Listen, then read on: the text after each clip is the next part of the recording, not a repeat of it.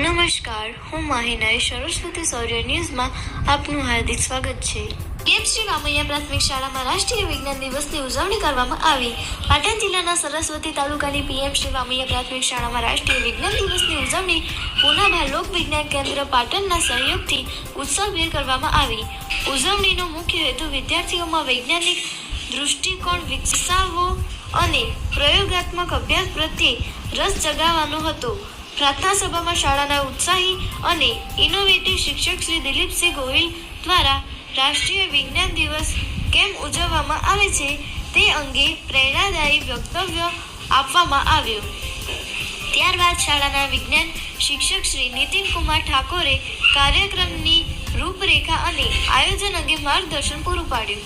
ઉચ્ચ પ્રાથમિક વિભાગના 40થી વધુ વિદ્યાર્થીઓએ કાર્યક્રમમાં સક્રિય ભાગ લીધો। કાર્યક્રમ અંતર્ગત વિજ્ઞાન આધારિત અંદાજે 10 જેટલા પ્રયોગોનું જીવંત પ્રદર્શન કરવામાં આવ્યું।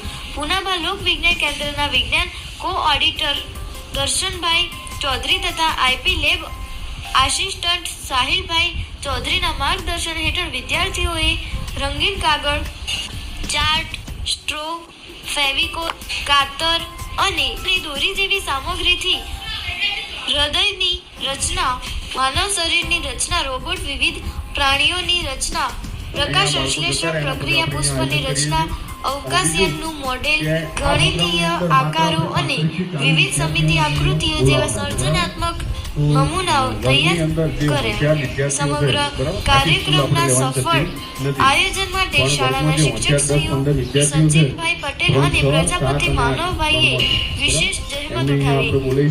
શાળાના તમામ વિદ્યાર્થીઓએ પ્રયોગો અને નમૂનાઓનું નિદર્શન કરી કાર્યક્રમને જીવંત બનાવ્યો। શાળા વ્યવસ્થાપન સમિતિ તથા શાળા પરિવાર દ્વારા કાર્યક્રમને બિરદાવવામાં આવ્યો છે।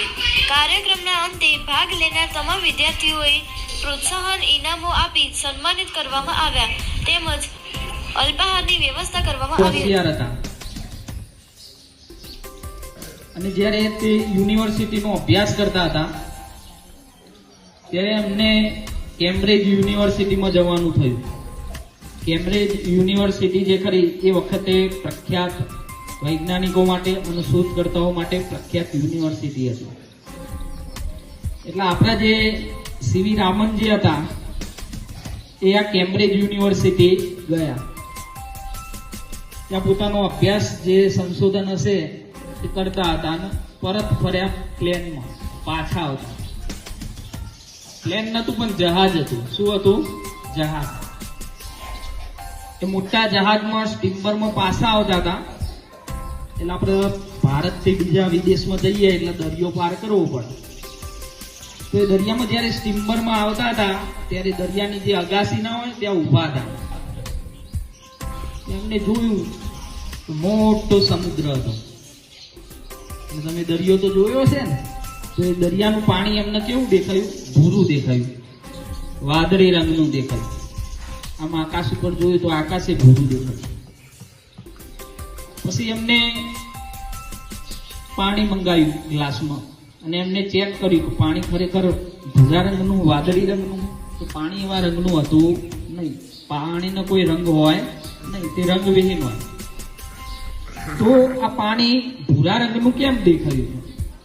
એમના મનમાં પ્રશ્ન થયો અને એ પછી એમને આ રામન અસર શોધી। તો રામન અસરમાં શું હોય